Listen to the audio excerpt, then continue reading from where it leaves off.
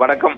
சேலம் அரசு மருத்துவமனையில் செங்கல்பட்டு மாவட்டம் மதுராந்தகம் பகுதியை சேர்ந்த அருணகிரி அரசு மருத்துவமனையில் இருதய பிரிவில் மருத்துவராக பணியாற்றி வருகிறார்.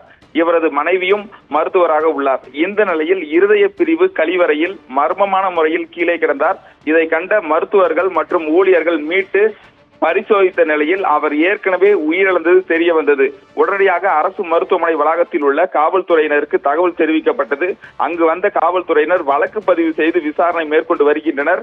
மேலும் மருத்துவர் தூக்கிட்டு தற்கொலை செய்து கொண்டதற்கான அடையாளமோ அல்லது விஷம் அருந்தி தற்கொலை செய்து கொண்டதற்கான அடையாளமோ அங்கு இல்லை. ஒருவேளை மருத்துவர் தனக்கு தானே ஊசி செலுத்திக் கொண்டு தற்கொலை செய்து கொண்டாரா என்ற கோணத்திலும் காவல்துறையினர் விசாரணையை தொடங்கியுள்ளனர். அரசு மருத்துவமனை வளாகத்தில் இருதய நோய் பிரிவு மருத்துவர் உயிரிழந்த சம்பவம் பெரும் பரபரப்பை ஏற்படுத்தியுள்ளது. தொடர்ந்து இவரது உடல் அடுத்த கட்டமாக உடற்கூறு ஆய்விற்கு அனுப்பி வைக்கப்பட்டு மருத்துவர் உயிரிழப்புக்கான காரணம் அதன் பிறகுதான் தெரிய வரும்.